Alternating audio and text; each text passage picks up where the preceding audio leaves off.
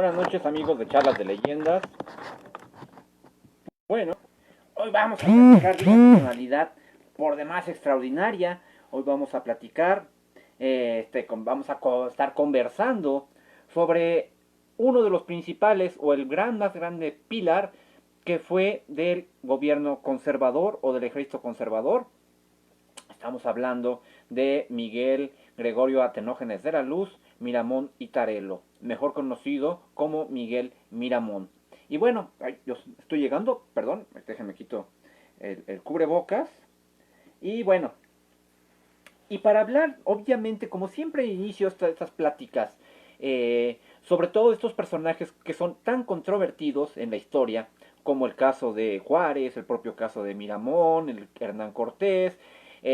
Básicamente son personajes que van a tener una dicotomía en cuanto a sus acciones. Algunos van a ser considerados como héroes, otros van a ser considerados no como héroes, sino como villanos.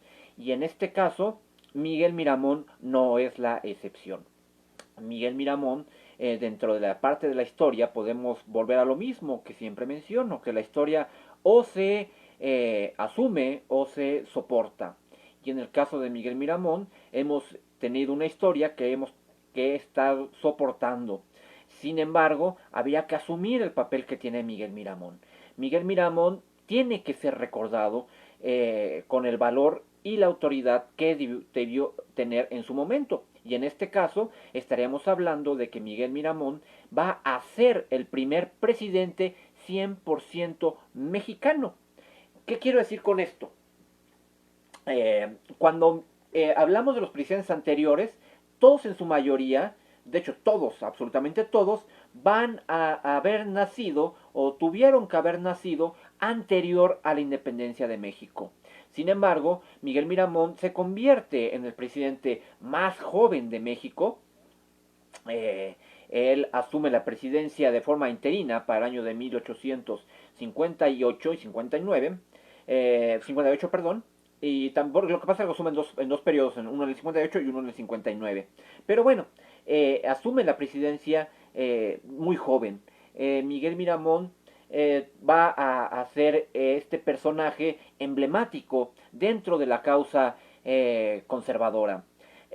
Sin embargo, Miguel Miramón es poco recordado por la parte que corresponde a la intervención que va a tener durante la guerra norteamericana en 1847. ¿Y por qué pasa esto?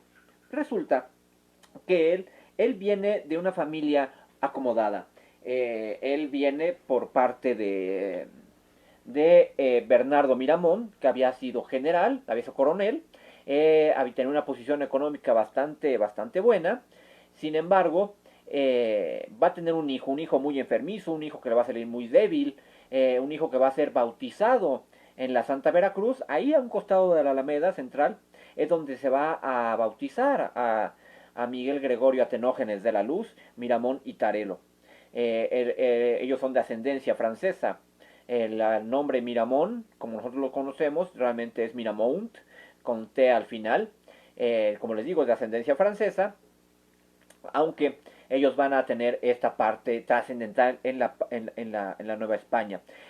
Él en su biografía está puesto que nació en la Ciudad de México. Sin embargo, parte de la Ciudad de México, donde realmente él nace y él ocupa este espacio en la historia, él va a nacer en un lugar que se llama San Bartolomé, en Naucalpan. Ahí, en esa demarcación es donde nace Miguel Gregorio Atenógenes de la Luz. Sin embargo, él siempre va a ser un niño consentido de alguna u otra forma, va a destacar además porque a pesar de su debilidad es un muchacho sumamente inteligente y sumamente hábil para para cuestiones académicas. Sin embargo, derivado de ello y de la pudiencia de sus papás es que lo van a meter al convento de San Gregorio.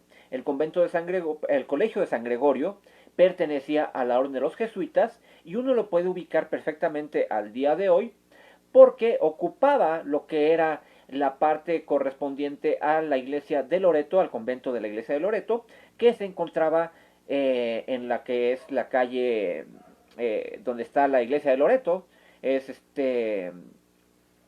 esta parte donde está el templo máximo de San Pedro y San Pablo. Ahí es donde va a empezar sus primeros estudios. Resulta que él a la edad de 13 años comete o hace un intento de una travesura, se escapa de la escuela y esta escapatoria de la escuela va a derivar que él y sus 4 amigos se vayan a la zona de San Agustín de las Cuevas, actualmente Tlalpan, y van a pedir trabajo y van a pedir posada a una persona allá en Tlalpan, pero definitivamente no sabían con qué persona estaban tratando y resulta que era el juez civil de Tlalpan, de San Agustín de las Cuevas. Él lo que va a hacer, va a devolver a todos y cada uno de estos muchachos que salen de la escuela, que se escapan de la escuela, los va a devolver a sus casas con el respectivo castigo. Y don Bernardo Miramón, molesto por la acción de este Miguel Miramón, lo que va a hacer, lo va a meter de manera de castigo al colegio militar para ahí recibiera la disciplina correspondiente. Es ahí cuando, estando en el colegio militar, estamos hablando de 1846, es que se desata la guerra contra Estados Unidos. A él le va a tocar esta parte donde él va a estar dentro de este conglomerado en la defensa de la nación y va a ser partícipe en la batalla del 13 de febrero de 1847. Él va a ser recordado también como uno de los niños héroes, sobre todo en aquella época. Él hay datos de él, hay crónicas donde nos dicen que su compañero era Francisco Márquez, el que actualmente cada 13 de febrero se celebra como uno de los integrantes de los 6 niños héroes. Es Francisco Márquez, que a su vez va a tener esta injerencia y esta amistad con Miguel Miramón. De hecho, juntos es donde van a hacer un pequeño juego macabro. Este juego realmente tenía que ver que estando en la cocina, como en la casa de Chapultepec, había una escalera de caracol muy pequeñita, solamente podía bajar una persona y tenían la entrada de servicio. Sin embargo, ellos con ausencia de balas van a estar esperando que vayan bajando cada uno de los norteamericanos a través de esta escalera de caracol y cada vez que van bajando, simple y sencillamente los van asesinando y van jugando con eso. Llega un momento en el cual Miguel se voltea hacia donde está la puerta de la cocina y se percata de que el ejército norteamericano ya subió a la ladera y que está a punto de ingresar al castillo de Chapultepec por la zona de la cocina. Entonces él trata de correr a sus 14 años y cerrar las puertas. Al momento de que intenta cerrar las puertas, esto va a generar que lo terminen hiriendo en el rostro. Si uno ve las láminas de Miguel Miramón y estas imágenes de él, va a ver que en algunas partes se va a ver oscurecido su rostro. Él va a estar, derivado de esta acción, es que el capitán norteamericano le va a perdonar la vida y va a ser tomado prisionero. Una prisión que le va a durar aproximadamente de septiembre a febrero. Estaremos hablando de unos 6 meses aproximadamente, días más, días menos. No, de hecho 6 meses, 15 días, que va a estar prisionero de las tropas norteamericanas. Este presidio va a, lejos de alejarlo de este espíritu militar que va a despertarse en él, va a generar que le agarre un gran respeto y mucha admiración y un gran amor a la carrera de las armas. Derivado de ello es que él va, una vez liberado, va a regresar al colegio militar, va a seguir los estudios de colegio militar y a los 2 años va a obtener el título de teniente de infantería. De este título él va a generar todavía que lo puedan nombrar como teniente de brigada y es con este puesto que a él va a tener su incursión dentro del bando conservador. Resulta que para 1853 se va a gestar lo que se llamó el plan de Ayutla en contra de Antonio López de Santana. Este plan va a triunfar con la institución de Antonio López de Santana. Sin embargo, sectores de la parte conservadora van a sentir que el gobierno nuevo, el gobierno de Juan Álvarez, es un gobierno justamente igualito que el de Antonio López de Santana, donde solamente se toman decisiones de manera cupular, donde además solamente se tiene el hecho de estar considerando que las desigualdades sociales no se están atacando, por lo cual hay una sublevación para el año de 1855. Esta sublevación se da en un poblado muy bonito de allá de Puebla. Este lugar se llama Zacapoastla. Allá en Zacapoastla se va a levantar un grupo de conservadores. Resulta que Miramón va a ser enviado como segundo de la tropa del general, del capitán Benavides, la cual va a estar específicamente encargada de sublevar ese levantamiento en armas allí en Zacapoastla. Él, sin embargo, cuando están en esta refriega, se da cuenta que sus intenciones, al final de cuentas, él es más afín a las ideas conservadoras que a las ideas de Juan Álvarez. Por lo cual, él va a pensar de alguna u otra manera tomar prisionero a Benavides y darle que la tropa se una al bando conservador o al bando alcista en este momento, que era el grupo de los Zacapoastlas. Sin embargo, este grupo prontamente va a ser vencido, y una vez que es vencido, van a dejar como segundo capitán o segundo al mando de la zona a Miguel Miramón.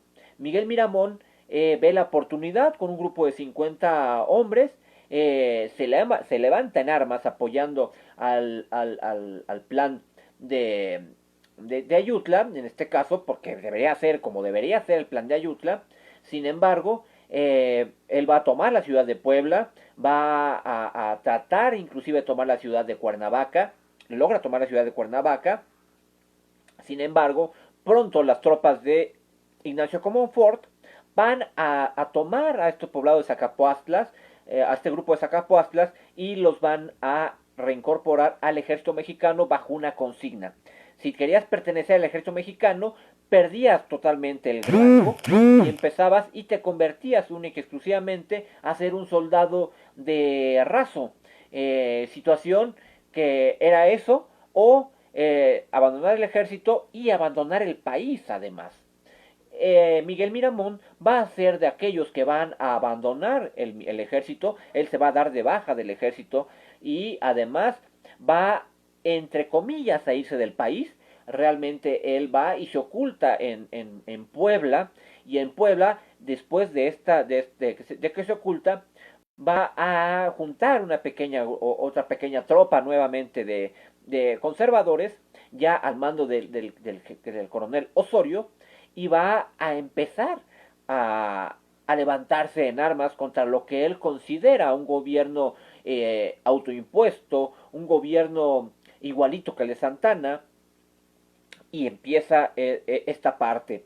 Esto va a generar también que se geste lo que se llamaría posteriormente el plan de Tacubaya.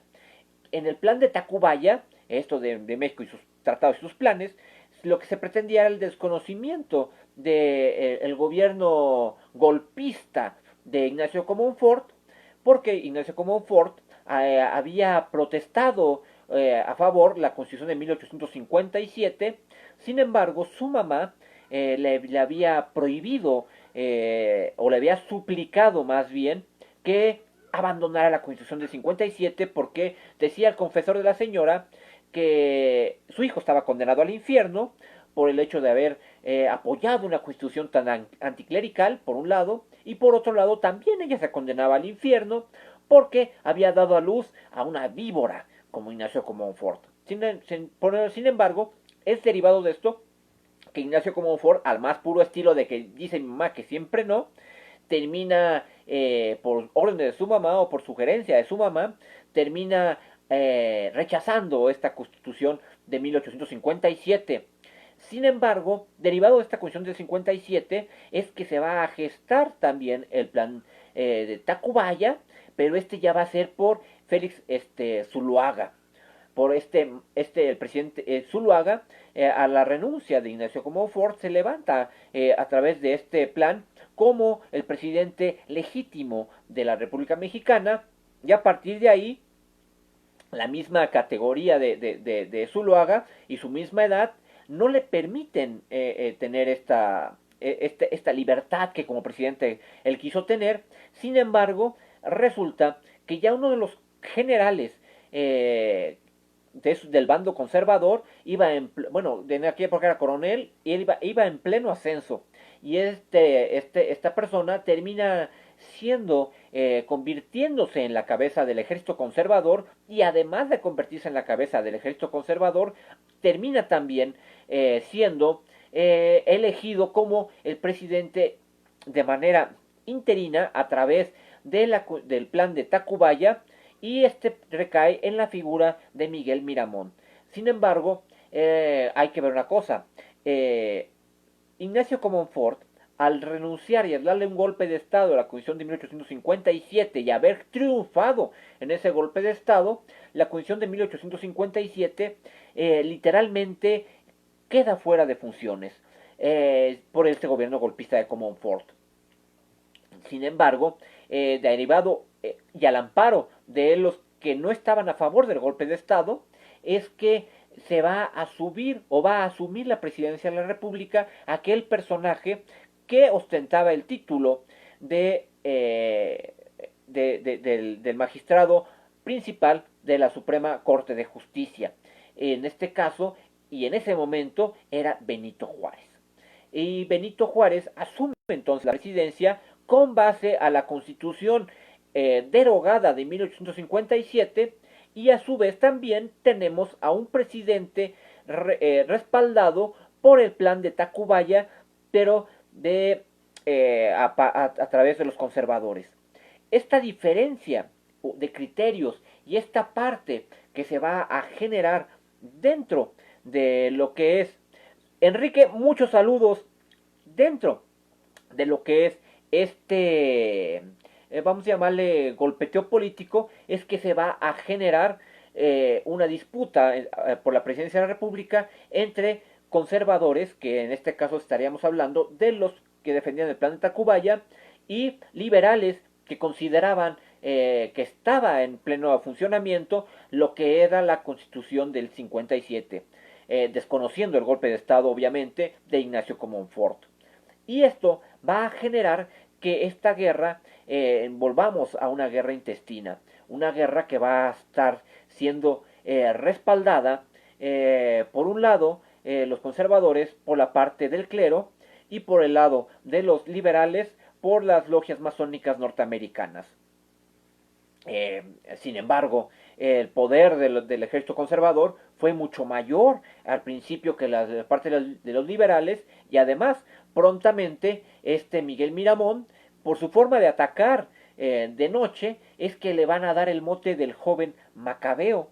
Él va a estar en esta dinámica de batallas. Él va a empezar a ganar esta serie de batallas. De hecho, la mayoría de la gente, de los liberales egresados del colegio militar, no podían con Miguel Miramón. Llegó el momento en que casi toda la República Mexicana estaba en manos de Miguel Miramón. Lo único que no estaba en manos de Miguel Miramón era ni siquiera el puerto de Veracruz, sino era el fuerte de San Juan de Ulúa, donde Benito Juárez se había refugiado. Sin embargo, ahí es donde pasa una de las historias más oscuras que tenemos dentro de la historiología mexicana, es donde Benito Juárez va a pedir el auxilio y la ayuda de los norteamericanos para evitar que su gobierno liberal caiga. Y la forma que lo va a hacer es muy sencilla. Va a tener la intervención militar norteamericana dentro del territorio mexicano, donde el Benito Juárez va a promover la muerte de mexicanos a través de las armas norteamericanas. Y en este caso, ¿cómo pasa esto? Resulta que Miguel Miramón, cuando está a punto de terminar de copar a este ejército liberal, él va a a darse cuenta, intenta una vez tomar el fuerte de San Juan de Ulúa a través de la ciudad, no puede. Después trata de estrangular al fuerte de San Juan de Ulúa a través de la alimentación y también de un bombardeo continuo por parte de la ciudad, y se da cuenta que tampoco puede, porque al final de cuentas los suministros al fuerte le llegan por el agua. Entonces él se da a la tarea de comprar un par de barcos que adquiere en Cuba. Estos par de barcos son civiles, no son militares, y va a traerlos o va a mandarlos traer y que se armen como buques de guerra. Y estas embarcaciones o este remozamiento o este equipamiento que se le va a dar a los barcos de Miramón, a los barcos mexicanos, se va a llevar en las costas de Campeche y Tabasco. Eh, Sin embargo, en esta parte, cuando están armando, están apertrechando estos barcos, es que resulta que la intervención norteamericana se da. Y lo que va a hacer es literalmente a hundir los barcos atacar a los barcos de Miguel Miramón, dejarlos inservibles, el gobierno norteamericano, lo que posteriormente obligaría de cierto modo a Juárez a firmar con Estados Unidos todavía lo que sería el Tratado McLean-Ocampo, en virtud de esa parte de recordarlo. Sin embargo, hablando de mención del Tratado McLean-Ocampo, también es menester el señalar el Tratado Almonte, donde se reconocían algunos adeudos que tenía el gobierno mexicano, sobre todo con el gobierno de España, y que iban a generar esta parte que de alguna u otra forma se va a negociar esta deuda. Muchos los defensores de la parte conservadora sobre todo Celerino Salmerón, van a defender que este tratado es un tratado bastante ¿cómo llamarlo? Bastante bien hecho, bastante decoroso para las cuestiones nacionales. Por el lado liberal, obviamente van a decir que es un tratado oprobioso, que es un tratado que compromete las arcas nacionales, que es un tratado humillante. Sin embargo, resulta también que dentro de esta parte humillante, posteriormente el gobierno de Juárez reconocería el Tratado Almonte y además le daría mejores toques, bueno, para los extranjeros, porque al final de cuentas terminaron cediendo más intereses y duplicando la deuda en este afán de reconocimiento del gobierno de Juárez. Pero bueno, sin embargo, este es el tratado que tanto le van a echar encima o le van a echar en cara a Miguel Miramón. Sin embargo, Miguel Miramón, por falta de recursos, es que empieza a perder batallas. Una a una va perdiendo ciudades importantes hasta llegar al punto de solamente tener a la Ciudad de México y a la ciudad de Michoacán y también Toluca. Pero primero pierden Michoacán y al momento de que van a intentar defender Toluca en una famosa batalla de allá de Calpulalpan, es donde van a terminar totalmente venciendo un general liberal que no tenía instrucción militar, que era Jesús González Ortega. Jesús González Ortega va a ganarle a Miguel Miramón en la batalla de Calpulalpan, sellando así la definitiva derrota por parte del bando conservador. Van a ser tomados muchos prisioneros. Dentro de los prisioneros no va a estar Miguel Miramón. Miguel Miramón va a lograr escapar de que sea tomado prisionero y va a encaminarse hacia lo que es la zona de Cuba. Y a partir de ahí es que Miguel Miramón va a empezar una especie de peregrinación por diversos países. Él también va a estar licenciado Estrada, Gutiérrez Estrada, que va a lograr escapar con él. Gutiérrez Estrada va a ser recordado por ser en 1862 uno de los de la comitiva de notables que van a ofrecer el trono de México a el gobierno de Francia para que, o a los gobiernos, a un monarca europeo para que venga a intervenir y que venga a gobernar a México. Porque los mexicanos no tenemos la capacidad para gobernarnos. Entonces, derivado de ello, es que entonces se va a hacer el llamado de Maximiliano de Habsburgo. Sin embargo, Miguel Miramón en ese momento no participa en esa selección. Él no pertenece a esa junta de mexicanos notables o de mexicanos que van a ofrecer el trono de México.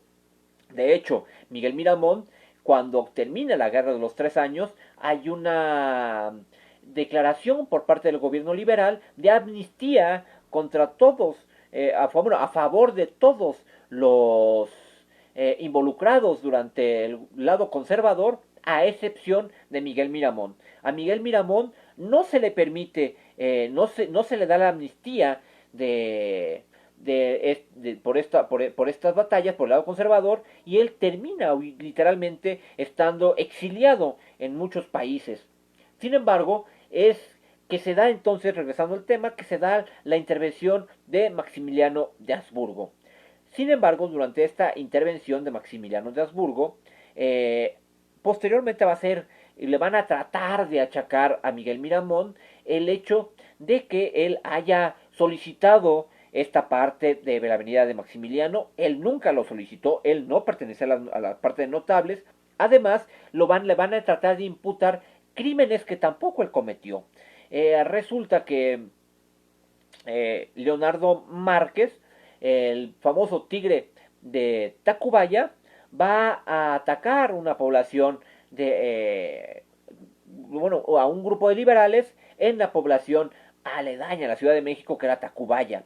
Allí en Tacubaya va literalmente a ser muy sanguinario con ellos y va a terminar asesinando a gran parte de estas personas, y le van a echar la culpa de que la orden que para fusilar a esas personas venía del presidente conservador, que era Miguel Miramón.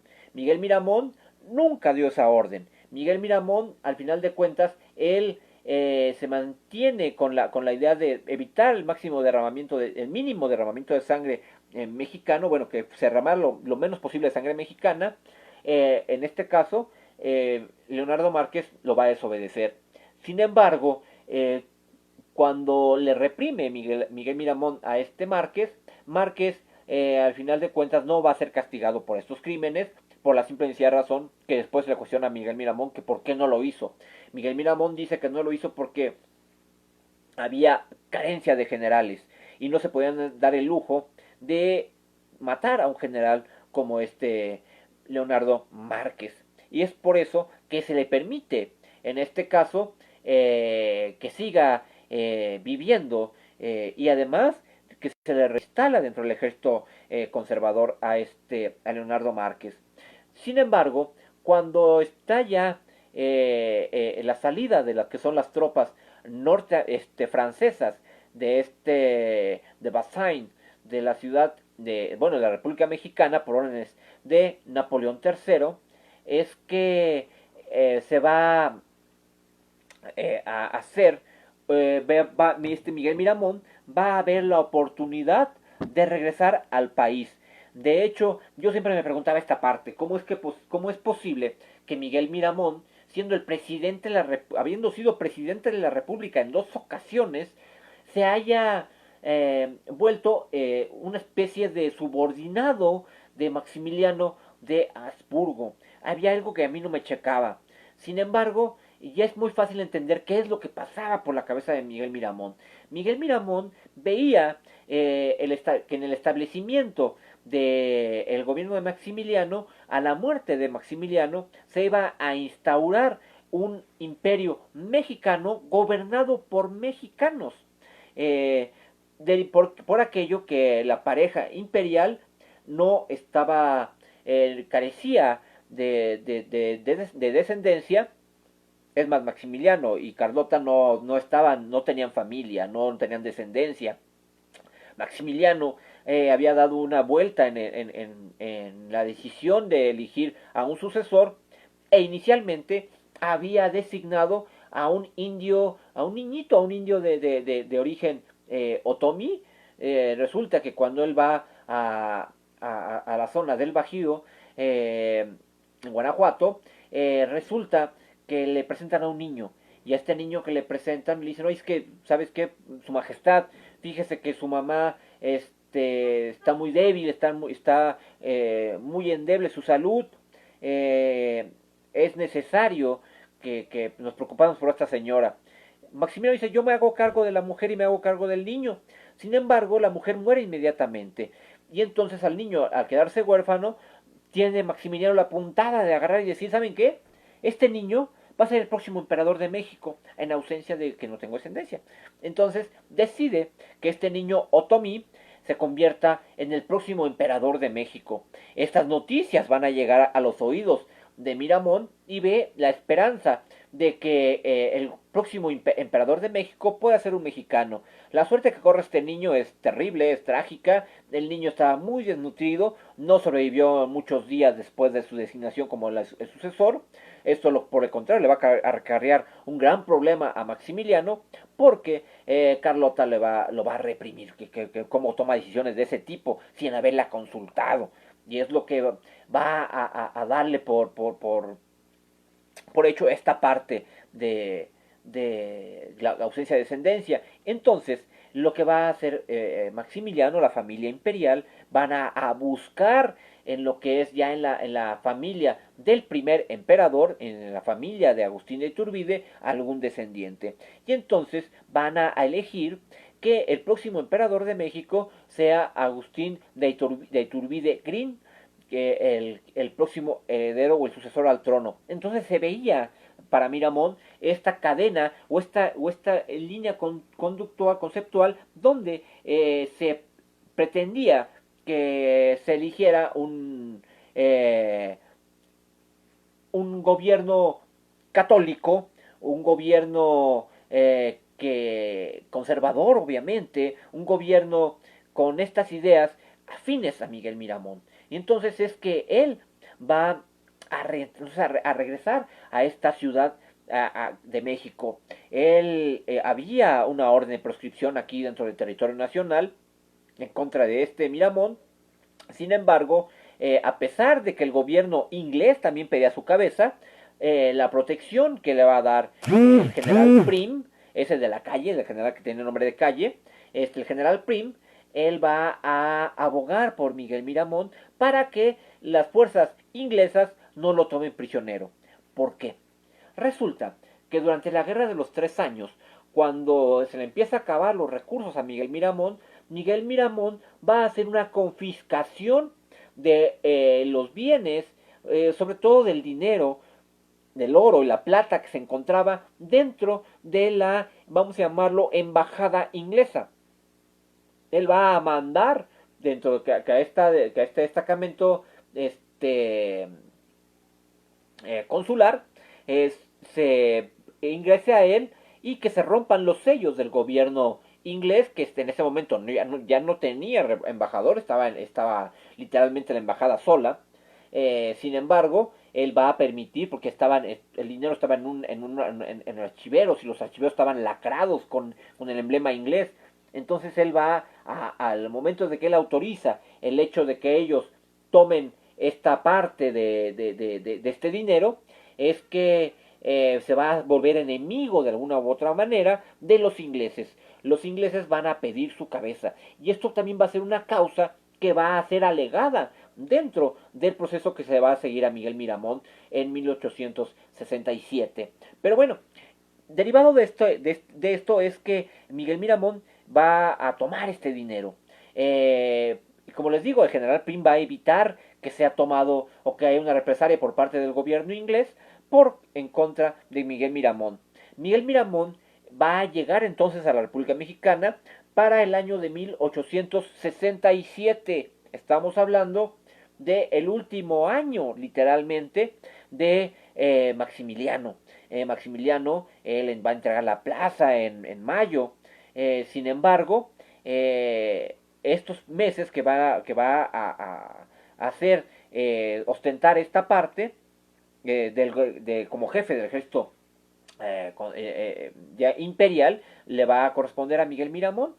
Sin embargo, Miguel Miramón en el tiempo de que estuvo en la ciudad en estas ciudades errantes, resulta que, sobre todo, partes de las fuerzas imperiales veían cierto riesgo en la presencia o en la persona de Miguel Miramón, por lo mismo que él había sido presidente, por lo cual la forma de evitar esto es alejándolo de la República Mexicana, prolongando este exilio, no en base a prohibírselo, sino todo lo contrario, con el pretexto de aumentar los conocimientos o irse becado este Miguel Miramón, es que él va a estar en Austria recibiendo instrucción militar. Cuando llegan bueno, la orden de Leonardo Márquez en ese momento era avanzar hacia Querétaro. Hola, mi queridísimo Abraham. Y y en este ímpetu, sí, no sé. Y en este ímpetu de la ya se me fue. Ah, bueno, y en este ímpetu de este Miguel Miramón va a terminar regresando con la parte esta del conocimiento militar que ya traía de Europa y va a terminar defendiendo la causa de este Maximiliano de Habsburgo. Sin embargo, va a llegar el momento de que, en contrario a las órdenes de Miguel Miramón, es que se elige aguantar el imperio en Querétaro, decidiendo que Miguel Miramón decía que era una ciudad que era pésimamente, que se había escogido de una manera por demás muy mala, porque era meterse en una ratonera, porque no había salida y lo que pasó. Sin embargo, las fuerzas de Mariano Escobedo pronto van a caer sobre la ciudad de Querétaro. Miguel Miramón en esos momentos a defender la ciudad. Él va a tomar las riendas del ejército imperial y va a aguantar bastante tiempo el sitio en Querétaro. Sin embargo, también hay aspectos en la persona de Miguel Miramón que vamos a ver. A pesar de que él, posterior a su juicio, va a reconocer y va a declararle un amor impoluto a Concepción Lombardo, resulta que durante el sitio literalmente decían que Miguel Miramón albergaba o cambiaba los frentes de batalla. Por las noches se enfrentaba a la batalla de Eros y por los días a Mariano Escobedo y a los liberales. Sin embargo, porque decían que en aquella época, allá en Querétaro, él había tenido o tenía una amante de origen, vamos a llamarlo, de raza negra, que decían que era una mujer muy bella, pero que estaba ahí, una mulata más bien, con la que departía en esa época, mientras Concepción Lombardo, pues en Ciudad de México estaba vuelta loca con esta parte de Miramón en la parte de Querétaro. La ciudad de Querétaro va a terminar cayendo. Obviamente estamos hablando de que va a hablarse de la entrega de la ciudad a través de Miguel López, que es uno de los traidores que dicen que era compadre era compadre de Maximiliano. Dice la leyenda oscura, la leyenda, ya saben, lo que siempre se habla tras. No, sí le fue infiel a Conchita. Sí, en Querétaro le fue infiel. Pero bueno, pero era muy normal que lo fueran. Al final de cuentas, él va a tener gran amor por Concepción Lombardo. Siempre la va a considerar como su gran esposa, como su gran mujer. Va a reconocer esta parte de ella. Inclusive la historia de amor de ellos es muy interesante, porque resulta que Miramón, aún siendo teniente, siendo todavía nada en el ejército mexicano, resulta que va a ver a esta muchacha y se va a cruzar con ella y le va a hacer, le va a tratar de pretender, va a tratar de hacerse novio de ella. Sin embargo, ella, pensando en lo insignificante que veía al joven Macabeo, le va a solicitar que no la vuelva a molestar y que solamente ella le puede dar el sí como esposo, siempre y cuando él haya sido convertido en general. A los pocos años, él regresa a buscar a Concepción Lombardo y le dice, ahora, señora, ahora sí, señorita, ya soy general, vengo a que me cumpla la promesa. Y Concepción Lombardo no le queda otra más que al final de cuentas sí, aceptar cumplir la palabra empeñada y terminan casándose con Miramón. De hecho, es una de las grandes relaciones que tenemos en la historia de Concepción Lombardo y Miramón. Hay un diario de Concepción Lombardo donde ella constantemente intercambia cartas con Miguel Miramón. De hecho, si uno quisiera enterarse del desarrollo, casi semana a semana de lo que pasó durante la guerra de los 3 años o la guerra de Reforma, pues bueno, lo vamos a tener a través de las cartas de Concepción Lombardo. Él va igual, en este caso, va a terminar redactando esta serie de contestaciones a estas cartas donde se dice cómo va la batalla. De hecho, hay tanto del frente que más está manejando Miramón, como pues, en el lugar donde esté la campaña, como del lugar donde se encuentra Concepción Lombardo, aquí en Palacio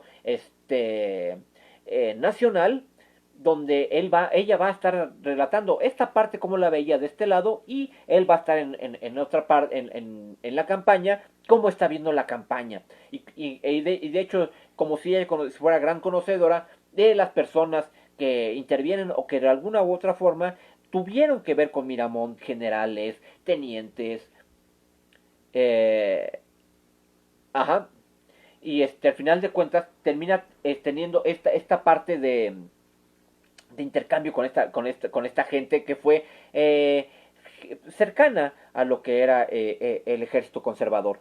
Pero bueno, eso es. Sin embargo, cuando regresando a la caída de Querétaro, resulta que la leyenda dice que Miguel López entrega la ciudad a de hecho sí, ella le va espérame, estoy en la campaña. Entonces ella va a regresar, ya se me olvidó. Bueno, verdad me está diciendo, ella le había pedido a San Antonio un novio católico porque su novio en ese momento era protestante. Era muy normal. Gran parte de lo que era el hervidero en esa época era una guerra constante en los que estaban a favor de esta parte masónica, esta parte protestante, esta parte de estas ideas que nos venían de Estados Unidos. No hay que olvidar que en 1847 la presencia norteamericana había tenido gran influencia dentro del mundo, dentro del ámbito social nacional, y además que también esto también se permeaba en las esferas políticas al momento de que también uno tenía que ver esta parte de la defensa de la religión católica en aquella época. Los conservadores era precisamente esta parte o esta ala que pugnaba por la conservación de las buenas costumbres y en este caso consideraban como una buena costumbre el hecho de la religión católica. Entonces por eso es que esto se va a estar dando de esa manera. Sin embargo, ella también viene de una familia muy de conservadora que al final de cuentas también ven esta parte de tener estas relaciones católicas que se van a estar dando. Pero bueno, entonces, regresando otra vez a Miguel López, entonces Miguel López dice la leyenda que él entrega la ciudad, los documentos que aparecen o que dicen o que es la autorización por parte del emperador a favor de que entregue la ciudad, con el tiempo se dio cuenta que eran falsificados, eran falsos. Miguel López traiciona al emperador. No hay una orden específica para entregar la ciudad. Él literalmente entrega la ciudad. En ese momento, en una de las refriegas, terminan hiriendo a Miguel Miramón en la quijada, un balazo. Y el doctor Licea, en ese momento, va a ser el que va a hacer la tratar de curar esta curación de Miguel Miramón. Sin embargo, va a ser literalmente una tortura de 2 a 3 horas que lo va a tener sentado tratando de extraer la bala, que realmente lo que estaba haciendo era diezmar la capacidad mental y física de Miguel Miramón al hacer este tipo de trabajo sobre él. Además, una vez que tuvo lo suficientemente harto y debilitado a Miguel Miramón, va a terminar entregándolo a las fuerzas de los liberales. Y a partir de ahí es donde se viene ya lo que es el juicio contra Miguel Miramón. A Miguel Miramón se le van a acusar inicialmente. Lo primero que le van a poner es la usurpación del gobierno en la presidencia de la República durante la Guerra de los 3 años. Es lo primero que le hacen la imputación, es la primera cláusula que le meten en la demanda, o la primera posición que le van a hacer. La segunda es el hecho de que él atacó a mexicanos a través de esta guerra. La otra es la toma diciendo el gobierno liberal de Benito Juárez, diciendo que Miguel Miramón había sido el culpable de que los ingleses vinieran a territorio mexicano a reclamar aquella incursión que había tenido en la embajada inglesa, y donde se había robado o había tomado más bien el dinero y el oro y la plata de los ingleses. Los liberales, mañosa y mentirosamente, van a decir que fue esa la causa que los ingleses, para que los ingleses vinieran, pasando por alto que fue el gobierno, fue el Congreso de la Unión, bueno, voy a defender al enano, en contra de la voluntad de Benito Juárez, que declara la suspensión de pagos de deuda. Y en esta declaración de pagos de deuda es lo que genera la intervención inglesa, o que los ingleses vengan en esta alianza, en esta santa alianza con los españoles y con los franceses a territorio mexicano. Sin embargo, cuando se da el reconocimiento y se llega a pactar nuevamente con los ingleses, esta parte los ingleses se retiran, pero los ingleses no venían por el saqueo que hubo a su embajada. Eso es mentira de los liberales, no es cierto. Ellos por lo que venían era específicamente por la falta de, por la suspensión de pagos que había establecido el gobierno juarista, aunque en este caso en contra de la voluntad de Benito Juárez. Pero bueno, sin embargo, es otra de las imputaciones que le van a dar a Miguel Miramón, el hecho de que, según ellos, provoca la intervención de los ingleses.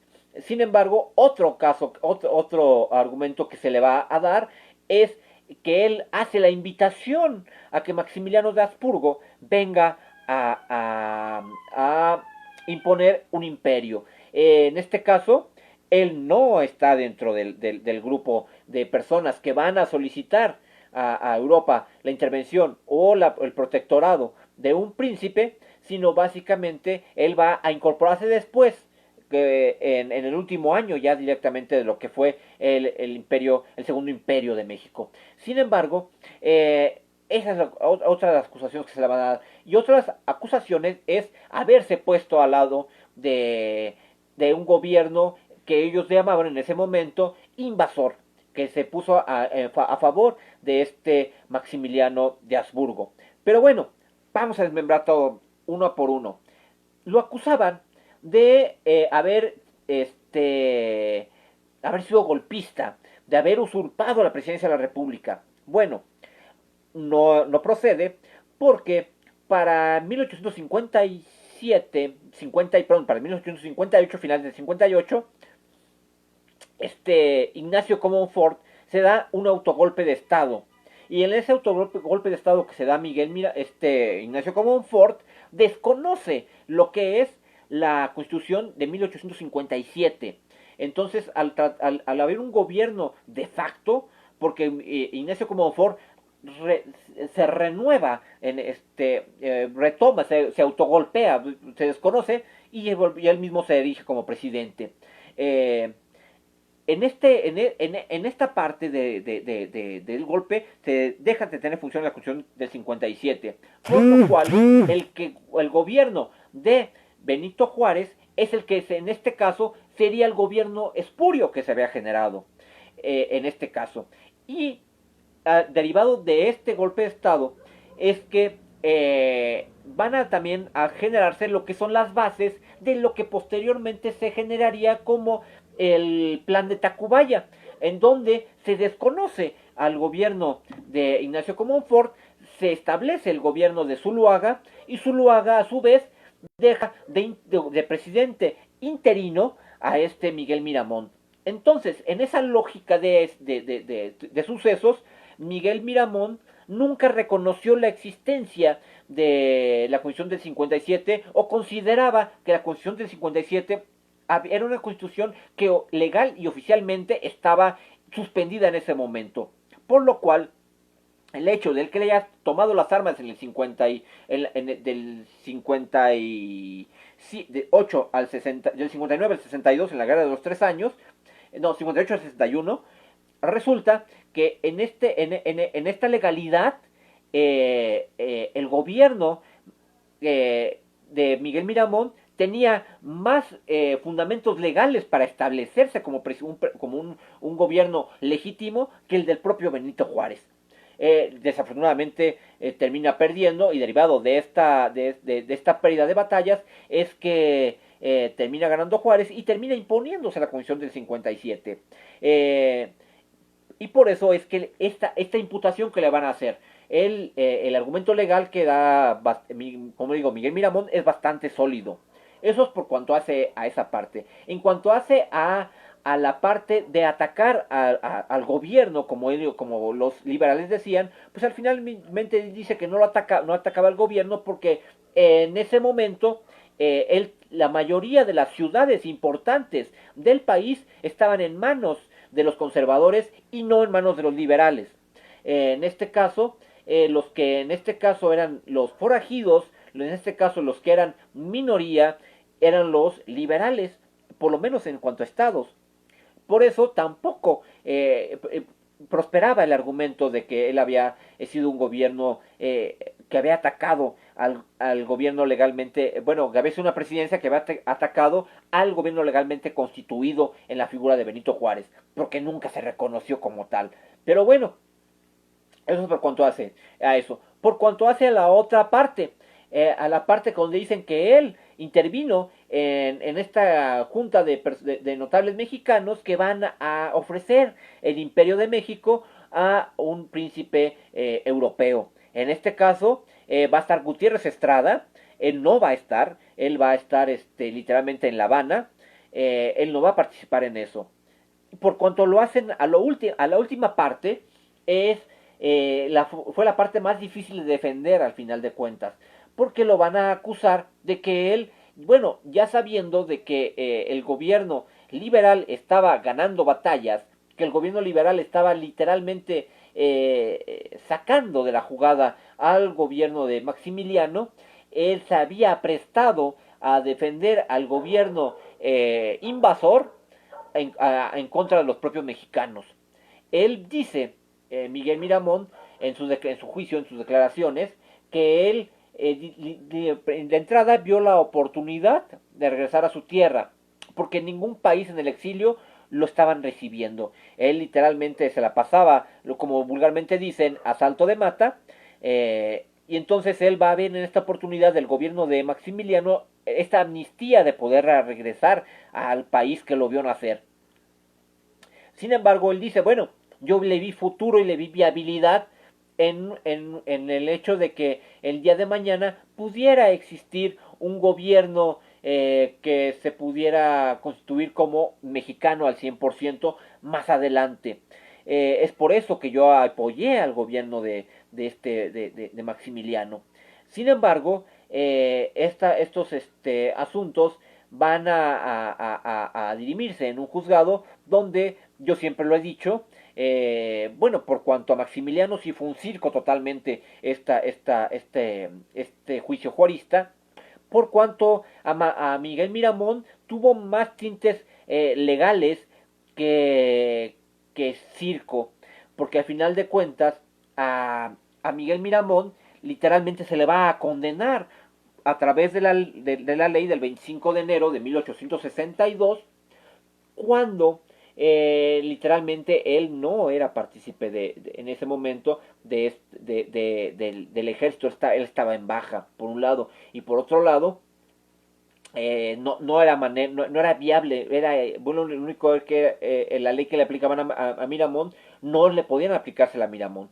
Pero bueno, al final de cuentas va a hacer esta justificación de acabar con los símbolos, en este caso enemigos de Juárez, y el símbolo que enarbolaba este Miguel Miramón era básicamente esta parte que tenía que ver con la parte conservadora.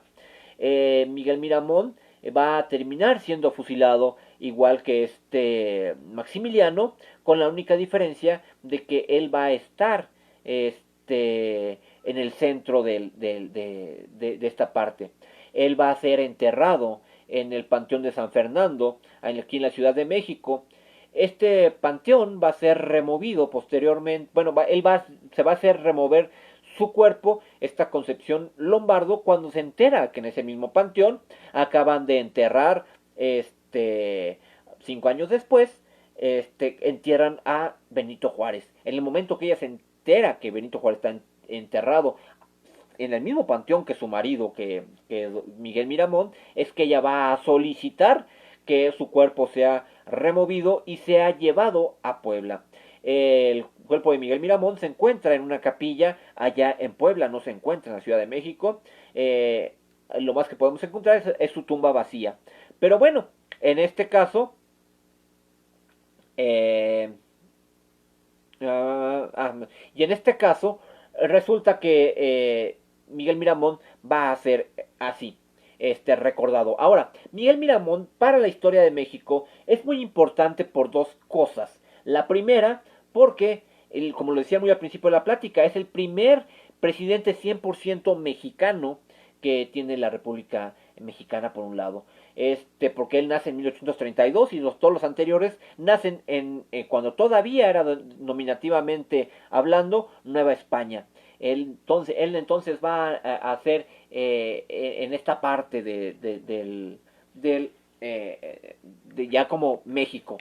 Él va a ser también recordado como uno de los niños héroes, debe ser recordado como uno de los niños héroes. Él también debe ser recordado como uno de los presidentes de mayor vanguardia que se tuvo en la República Mexicana, porque si uno revisara lo que son sus planes de gobiernos al día de hoy, se daría cuenta que no han cambiado en nada. Estamos hablando de que él hablaba del impulso de la industria, del impulso del campo, del impulso de la recaudación fiscal, que era muy deficiente. Es que él va a establecer. Por eso les digo, si uno ve esta parte de Miguel Miramón, va a ver que al día de hoy las cosas siguen igual. Nos ha pasado por encima el último periodo del gobierno de Juárez, nos ha pasado también por encima el porfirismo, o porfiriato, como también lo conocen algunos, nos ha pasado por encima todos los gobiernos emanados de la revolución, nos han pasado por encima gobiernos como y actualmente tecnócratas, que realmente es como se llaman, no neoliberales, como los llama el señor el inquilino de Palacio Nacional. Bueno, al final de cuentas, las cosas no han cambiado. Los problemas de México siguen siendo los mismos de hace 100 años. De más de 100 años, 150 años. Estamos hablando de que la ausencia de una recaudación correcta, la ausencia del impulso necesario del campo y la ausencia de lo que es, al final de cuentas, esta parte que tiene que ver con la agricultura. Y a grosso modo es como podemos ver a Miguel Miramón, un mexicano 100% mexicano al final de cuentas, un mexicano preocupado por su país, un mexicano que tuvo una convicción, y esta convicción fue sacar a México adelante a través de lo que él consideraba que le convenía a México, que era esta parte de la a través de la parte conservadora. Veía muchos vicios en la parte liberal, vicios que al final de cuentas terminaron por ser posteriormente removidos, ¿no? Por ejemplo, tenemos la primera, vamos a llamarla reforma agraria, vamos a llamarla, no es así, pero vamos a llamarla para darle un nombre, donde esta parte de los liberales van a tomar los predios que no se trabajaban y van a ser literalmente regalados entre los generales y entre los propios liberales. Los caciques y los terratenientes que se van a generar durante el gobierno de Benito Juárez, durante el gobierno de Porfirio Díaz, de Manuel González, de nuevamente Porfirio Díaz, literalmente son gente egresada de estas filas del ejército liberal, los que van a convertirse en esta parte de la nueva aristocracia. Esta situación que de alguna u otra forma pretendía eliminar Miguel Miramón no se va a poder llevar a cabo. Y bueno, eso es todo por cuanto hace a Miguel Miramón. Agradezco a las personas que han estado, agradezco las apreciaciones que hace mi queridísimo amigo Abraham Villedas sobre esta parte, aunque él dice que no quería casarse con el novio, que al novio que tenía, y a la par que lo termina, regresa a buscar a Miramón. Bueno, es así coincide.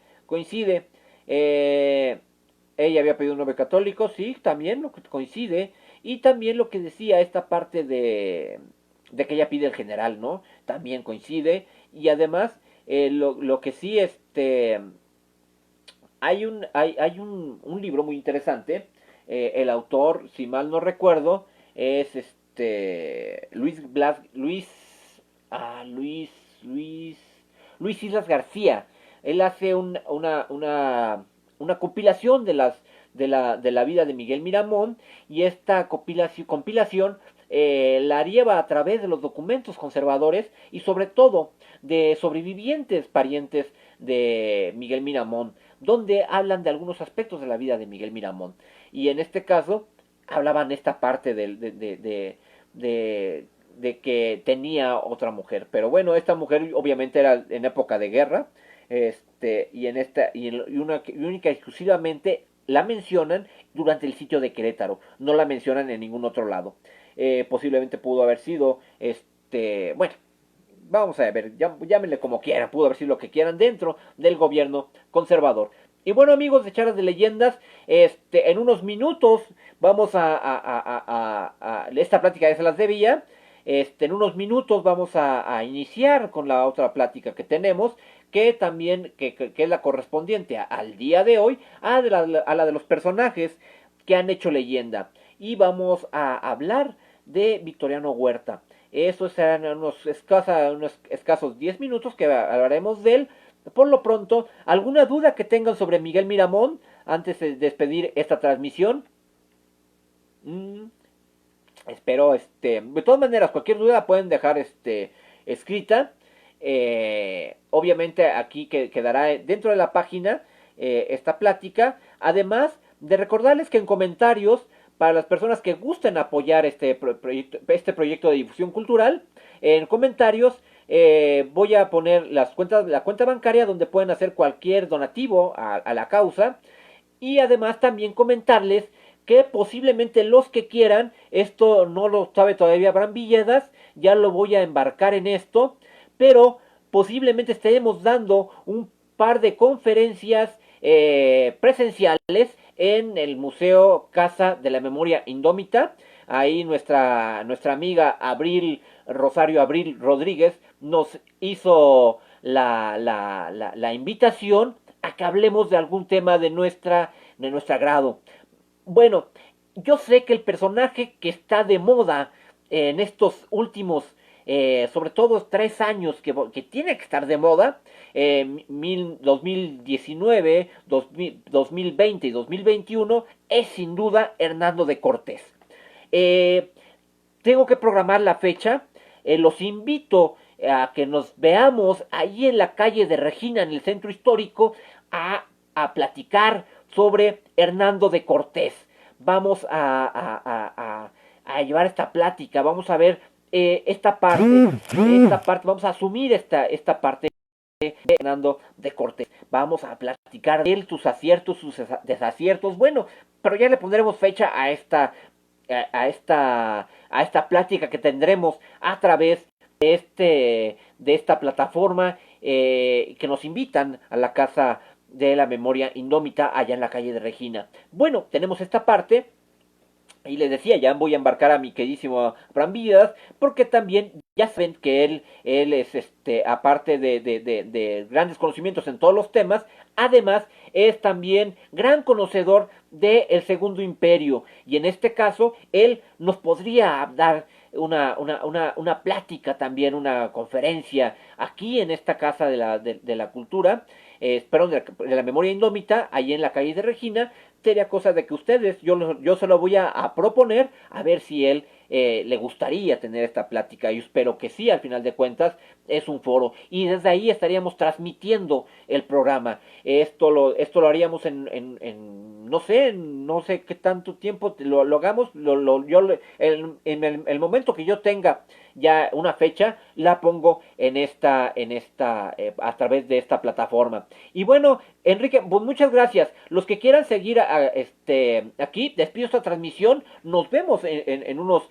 yo creo que unos 5 minutitos nos vemos para hablar de Victoriano Huerta, este personaje totalmente oscuro dentro de la historia mexicana. Y continuamos con esto. Esto es ahorita, en este momento. Así que los invito que me esperen 5 minutitos. Los vuelvo, despido esta transmisión para que quede el programa ya como Miguel Miramón. Y nos vamos a iniciar con Victoriano Huerta. Y bueno, pues amigos, pues despido esta tradición. Pongo en comentarios cualquier duda. Pueden llegarme a hacer por comentarios. Y también cualquier donativo se los pongo en la cuenta que en su momento voy a poner ahorita en este momento en comentarios. Bueno, pues muchas gracias. Entonces no se vayan, seguimos hablando, pero vamos a hablar ahora de la revolución, de esta parte, de los presidentes emanados de la revolución. Bueno, entonces los espero, nos vemos ahorita en 5 minutitos. Muchas gracias.